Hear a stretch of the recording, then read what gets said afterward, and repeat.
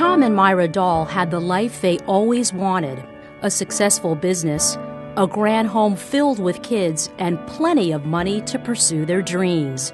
When the economy faltered in 2000, the business failed and their house was lost. Tom fell into depression. The trauma helped to create a chasm between Tom and Myra, made wider by a near inability to communicate in any meaningful way.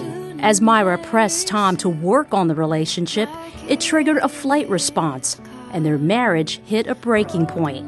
Finally, after 20 years of marriage, they separated. After a painful time apart, Myra and Tom slowly worked their way back into each other's lives, but emptiness still surrounded them. Something was missing. One day, friends invited Tom and Myra to visit The Rock. With their first steps inside, they saw their future.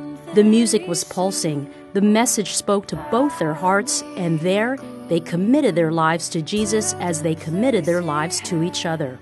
They wanted nothing more than to serve God together at The Rock. They dove into the hospitality ministry, bringing their newfound joy to everyone they greeted, putting particular focus on blessing visitors by remembering their names. They also built family-like relationships with their co-volunteers. Today, 8 years later, they volunteer their time in the hospitality ministry, video production team, backstage crew, special events team, sing in the choir, and Myra even serves at the Rock Thrift Store. They have had many opportunities to minister to people dealing with all the challenges that confronted them over the years: loneliness, financial failure, and a distressed marriage. God is using their past to meet people's needs today.